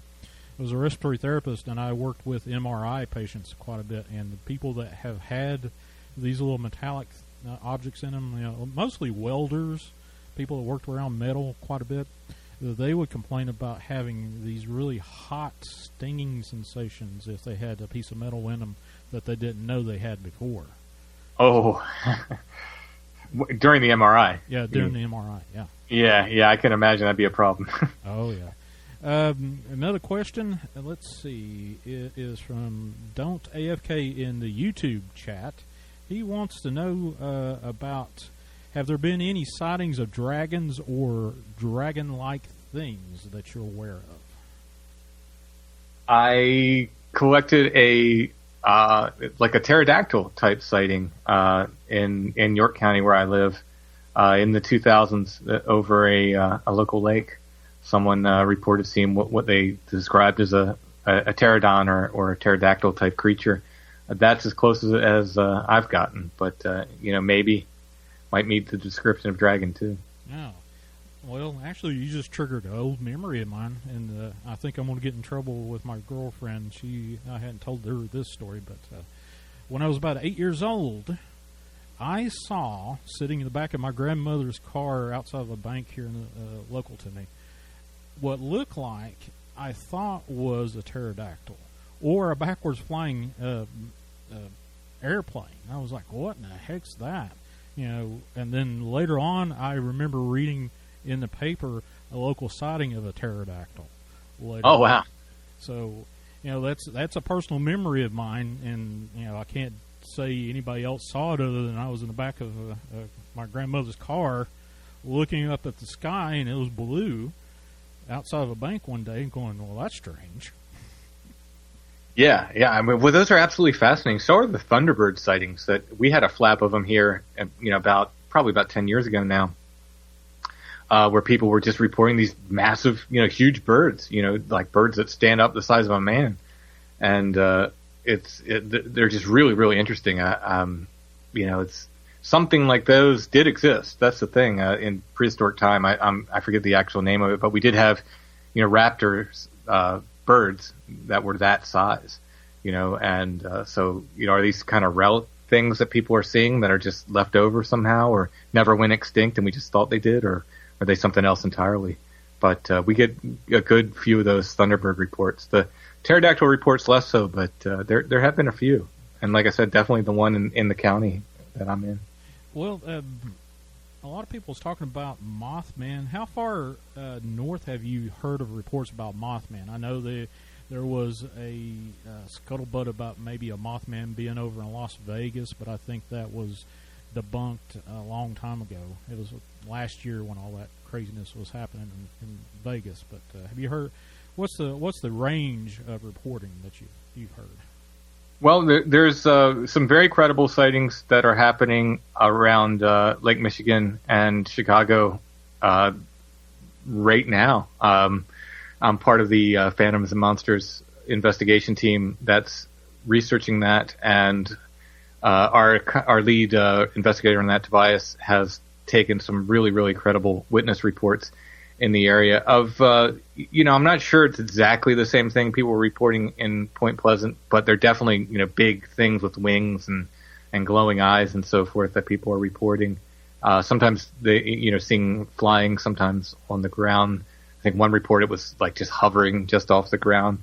I've had, Lon Strickler started collecting reports, nearby here in the next county over, of what he was calling, the Conewago Phantom, which meets the description of Mothman. It's a creature that flies with big red eyes, and it's apparently screams from the woods. The other locals have been calling it Old Red Eye. Mm-hmm. And he has tracked several sightings of that along this Conewago Creek, which, interestingly enough, it's that meets the Susquehanna River just a few miles north of the Cador's Creek, which is that area by Toad Road, which I researched. And there, we do have a, excuse me, we do have a sighting of a girl, and she specifically called it Mothman. She said, I saw Mothman, right in between those two creeks, closer to the Cador's Furnace area, closer to Cador's Creek. But it would have been in between those two creeks that she and her mother saw this, 8 to 10 foot tall black creature behind their car. They had pulled over to, look for deer in a field, and they saw this thing kind of rise up behind their car and extend its wings out, and they had enough. They kind of split from that, but they specifically reported as a Mothman entity. Do you correlate these sightings with like large birds, raptors, migrations, like the great owl stuff? I know one of the large sightings of Mothman in Chicago area actually correlated with a big migration of great owls at the time. It was maybe about 2 or 3 years ago. Do you correlate? Yeah, I mean, I haven't looked to see if there's a correlating migrations of big birds or sandhill cranes or anything like that. It's possible. Again, when the witnesses are very, very confident on what they're reporting, like a humanoid shape, with glowing eyes, for instance, and 10-foot wings or something. Most people don't make stuff up, and most people know the difference between an owl and a something that's standing 8 to 10 feet tall with a set of wings. Yeah. So, let's see. What was the other question? I just had a question. There is a question that said, "What about reptilians and lizard man? Have you heard any sightings of the lizard man?" We have like I said, we have a toad man here. I don't know if that's the same thing. It's a creature a woman called me about, and she said, Toad Road's named after the Toad Man. I had never heard that before. Like I said, to me, it was the tow path, and it probably got, the tow road probably turned into Toad Road over time.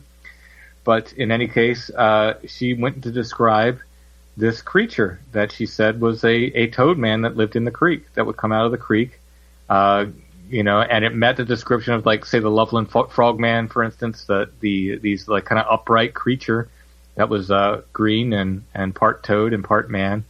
Interestingly enough, I had reports in the area of other things that were green. People saw things that were squatted on the ground and kind of green, like humanoids that were, they reported these green things. So, is that a toad man or is it something else? I don't know, but it's possible. And I did turn up a report from 1907, I believe, of what people called a fish man. About 8 miles from there, they saw it walk out of the Susquehanna River, and they described it as a fish man. So again, fish man, toad man, same thing. I don't know, but certainly could be. Oh. Well, one of the things I really like personally when it comes to paranormal sightings is these alien encounters. These people actually get videos on. I've talked with Lon Strickler that you referenced just a few minutes ago a few times, and we talked about a particular sighting this man had in his house. I think it was down in Florida, if I remember correctly, that he captured on a camera, security camera, only with a parabolic mirror. You know those mirrors they have in like grocery stores or where they can see around corners. He said that was the only way they can capture these sightings of aliens or whatever. Have you heard any strange details about how they capture these footages? No, I mean I'm familiar with the case you're talking about with Lons. It's really, really interesting. That fella has kind of a repeat encounter situation going on, and really, really creepy stuff. I mean, he's gotten some things that look like reptilians. He's gotten these other entities that come through. He's gotten all kinds of stuff. It's very, very compelling. But his would be the only case I'm even the least bit familiar with, and that's just through Lon. Okay. Have you heard of anybody complaining of seeing a lot of UFOs? That it's a habitual thing. Whatever it is, they go outside and boom, there's a UFO there, and it's night after night, or on a regular basis. I've met a couple people who do claim to see them on a fairly regular basis, including a local Bigfoot researcher who's never seen Bigfoot, but he has seen multiple UFOs on multiple occasions. Okay. So when you take these reports, whether it's a Bigfoot, cryptid, UFO, whatever, when you actually start listening to these reports, what is it that perks your ears up to say, well, this one may not be true? Honestly, I haven't run into too many. the witnesses, even the one that I was saying that I disagreed with the woman, she was being very truthful. I think I just disagreed, with her. We just came to a different conclusion. But most people are very, very earnest and very, very truthful. They're very, when they decide to finally talk about it, because a lot of people don't want to talk about it. When they decide to finally talk about it, they're very, very convincing. I haven't had, there's some kind of idea, I think, that people want fame or money from this stuff, and you're going to get neither if faking reports, and most people just end up getting ridiculed, if anything. So they don't have a lot of reason to fake them. I'm not a lie detector. I'd rather believe someone and be wrong than disbelieve them when they were telling the truth. And I think that's kind of where I land on that stuff. I'm sure I've been taken before by people either on the podcast or in my investigations and so forth. But for the most part, I think people are they've got no reason to lie. Okay. We got a question. What do you think is going on with all the people missing in the forestry services from Canada down as far as into Mexico with all these missing 411? Yeah, this is a really, really interesting thing. I think that probably most of them are natural causes one way or another. A lot of there's a lot of the cases people their clothes are stripped off. Well, when you go into hypothermia, you tend to strip your clothes off at some point. So I think a lot of them are explainable, but a lot of them are not as well. There's some that just simply are very, very strange, very, very strange cases where people will, disappear from one area, or small children, and appear like on the top of a mountain that they couldn't have never climbed, if they find them at all. So, what's going on? It's a big mystery. It's really, really interesting. The ones that seem to point to some very strange things are really compelling, really scary. But I don't have any answers. I think probably some of these cases point to something like Bigfoot. When people describe, I think there was one case where they described someone in the area saw a boy went missing, and somebody saw a bear running upright with a boy over its shoulder or tucked under its arm or something like that. That certainly points to something like Bigfoot, but I don't know if all of the cases can be accounted for by Bigfoot, and or if there's is Bigfoot part of something bigger that's going on. I don't know, but it's very, very interesting stuff. It's interesting mystery.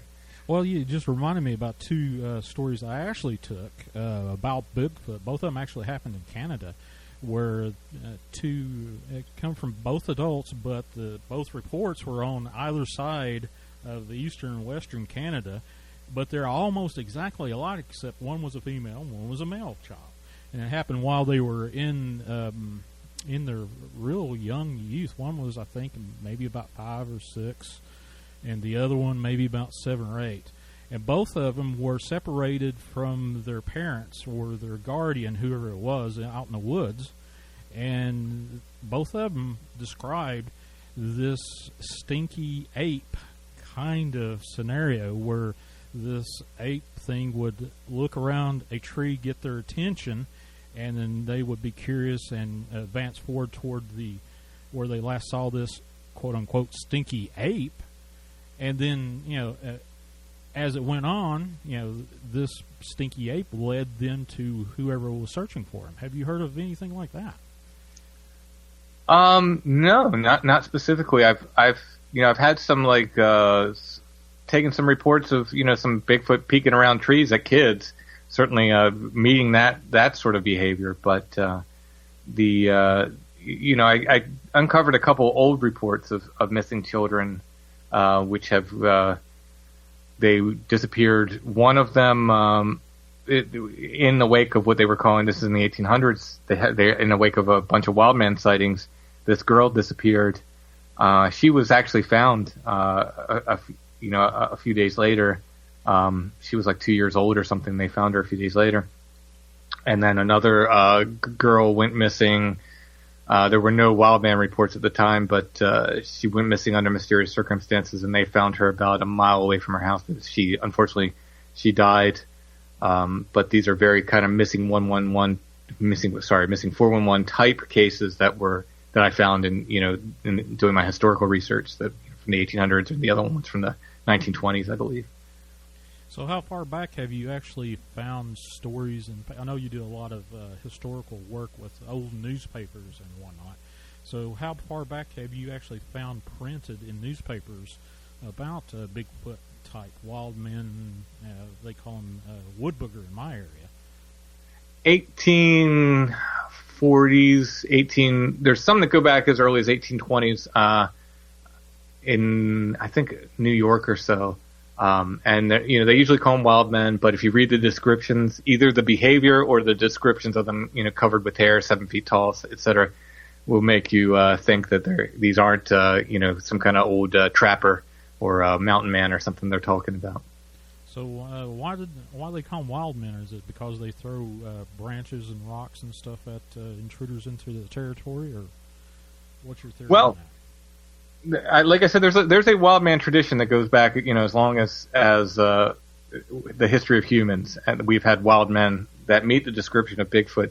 I think right around 1900 they start calling them gorillas in the papers, and then you'll get a bunch of gorilla reports, and the wild men reports kind of die off.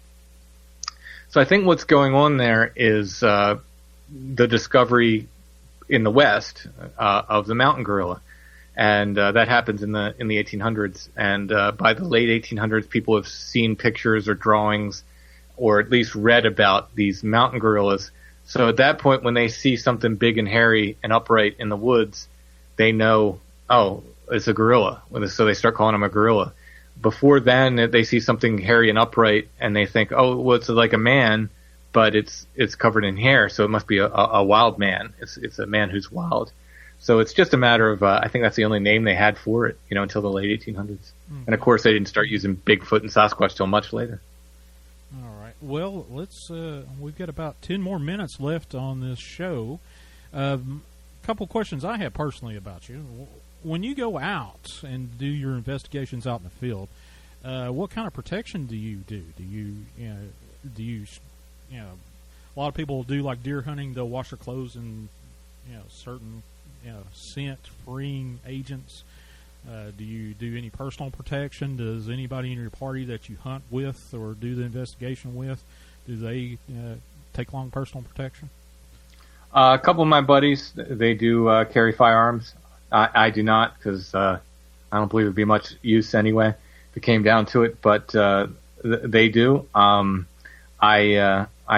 carry let's say spiritual protection is more important to me than that. So I'm covered in symbols which mean a lot to me personally, and my spiritual path. So what kind of ritual or prayers or what is it that you do right before you go on an investigation? I think it's, and this applies even to a hike in the woods, not necessarily even like an investigation. It's good to be centered. It's good to be, in a clear mind and aware of your surroundings. So it's just, a little bit of, probably centering and being be here now, I guess, that kind of, make sure you're in the moment. Okay. Well, let's see, since we're talking about Bigfoot, and technology, we've touched on that just a little bit. A lot of people I've talked to that have come to me talking about what do the 4G and 5G towers. Now, 5Gs are towers or little things are about as big as an air conditioner unit that you would see stuck inside of a house window. Have you noticed anything that would affect one of these cryptids like that? Are they susceptible to EMF radiation? It's a good question. I haven't noticed anything. I haven't noticed any increase or decrease of sightings around cell phone towers, for instance, or anything. I can tell you electrical power lines, you definitely get a spike in sightings around electrical power lines. A lot of people say, people believe they're flesh and blood creatures. They'll tell you that they follow the electric lines. Which, it would make sense. It's a nice, clear path. That's, it's not a highway. It's not a road. There's usually not people on electric lines. So, if they are natural creatures, maybe that's what they're doing. But that I can tell you they're seen around electric lines. As far as the cell phone stuff, I have no clue. You would think that, I don't know. I don't know. That's your final answer, right? Yeah. I'll have to come down with that. With these migratory patterns, are they more active? These Bigfoot, Dogman sightings, these cryptid sightings, are they more active in spring, summer, winter, fall, or the storms bring them on, or not? That's one of the things I'm trying to figure out, because like I said, I get, and I don't know about other places in the country. I'm really, really focused locally because I can get there. I can get to sightings, within, somebody calls me and they saw a Bigfoot yesterday, I can get there that day, or as soon as possible, within a day or two. I try to get there as soon as possible because, I want it fresh in their memory. I want, if there's any evidence there, I want to, be able to see if I can, collect any evidence or see any evidence. Photograph things and get everything as close to the original time of the sighting as possible. But I'm getting reports from all year round. We get them in the middle of winter. We get them in the middle of the summer. I think we tend to get more in the spring, just based on, and that's based on last year. I got a flood of them throughout the spring of last year, more than I think I've gotten any time previous. But this year it hasn't been the same. This year I've gotten a lot less, very few reports this year, actually. So yeah, I'm trying to figure that out. I'm trying to figure out if weather has something to do with it or not. But certainly all times a year we've gotten reports and collected evidence, footprints and so forth. Again, nothing I could cast, but other researchers in the area have. Here's another curious question. Based off of some discussions that I've had with Tim Skolline, he is a kind of a ghost photographer kind of fellow, but he has a theory that a lot of ghost activity and Bigfoot sightings and whatnot occur around streams, either running streams that you see above ground or the underground streams. Have you done any research into that with your Bigfoot? And Yeah, absolutely. I absolutely agree with that. That's one of the questions I ask. I have kind of like a checklist. I ask witnesses, and one of them is, what's the nearest creek? And almost 100% of the time. Now I live in an area with a lot of creeks, but they're usually raked by a creek. There's a lot of these sightings by the creek or by the river. Okay. Have you ever correlated anything with Indian activity in the past, like with burial sites, ceremonial sites, where they have actually set up camping historically throughout these areas where you've had these reports? There are some where the Albatwitch sightings are. There have been some, either Indian towns or there were known areas where they would camp or so forth. So yeah, there are some. The problem is, Pennsylvania was settled pretty early, and the Native Americans were driven out of eastern and south central Pennsylvania pretty early. So what we have here is there's not a great history of it. There's some places like Washington Borough in Lancaster County, is right across from the river. It's a fantastic site, very, very important Native American site. And there are a few around, but the Susquehannock Indians, the ones I mentioned, for instance, who had the pictures of the Albatwitch creature on their shields, we don't know that much about them. We don't know their folklore. We don't know what they believed about those Albatwitch creatures. We only know that they pictured something like skinny and hairy on their shields that we assume to be the same thing. We don't know their language. We don't know their myths, et cetera, et cetera. So a lot has been lost because it just wasn't preserved. When the Europeans came here, they weren't concerned about it. I don't think they were actively trying to do it. Be that. I think they were just trying to live. Everybody was just trying to live at that time. It was hard living when you got here, and they just didn't think like, oh, we should preserve these legends and so forth. So there's. I think a lot of it's been lost to time, sadly. Well, Tim, we've got about another minute or two. You want to tell my fine folks out there listening how to get in touch with you, how to follow you on your podcasts and whatnot? Sure. Again, it's strangefamiliars.com, and all of that contact information goes right to me. If you want to email me, strangefamiliarspodcast@gmail.com. You can find Strange Familiars at strangefamiliars.com or whatever podcatcher you prefer. Also, we're on YouTube. My books are on Amazon. You can look up Timothy Renner. My books should come up. Some of them are available as ebooks. All of them are available as paperbacks. And contact me. I love to hear about sightings. If you have historical reports, I'd love to hear historical reports, and happy to talk to anybody about all this weird stuff. Thank you again, Timothy, for coming on board on Chasing the Truth, and I appreciate your patience as I was going through this technical difficulty. I still don't know what the heck went on there. But no problem. I appreciate it very much, sir. Thank you so much for your time. Folks, go over to IamDarkWaters.com. Subscribe there. That's where you can get all of the fantastic paranormal, Dogman, Cryptid, you name it. Dark Waters has got it on IamDarkWaters.com. And he's got his own web store over there. Go over there and look in that. You might find something that you might like to be part of your collection. Also, you can find my podcast over there on IamDarkWaters.com. How to get in touch with me, obviously, is Sean G, SHAWNG, at IamDarkWaters.com. And you can reach out to me there if you've got any questions, any sightings, any experiences. That's the big thing that I would love to get in touch with you. Just reach out to me right there at Sean G at IamDarkWaters.com. And folks, every Saturday night at 8 p.m. Central Time, 9 p.m. Eastern, 6 p.m. Pacific Time, you can find Chasing the Truth on the Dark Waters radio channel. Also, I am on at the same time period, Monday through Saturday.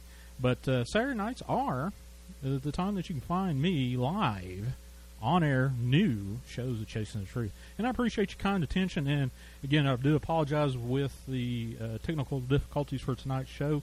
Hopefully, we'll get all that straightened out by the time we roll around again next Saturday night on Chasing the Truth. Do ghosts really exist? Are we alone? Is there life after death? It looks like a giant ape with a man's face. We've done some testing to determine if it is a synthesizer or not. Just starting to come at me. It's very difficult to do with the system.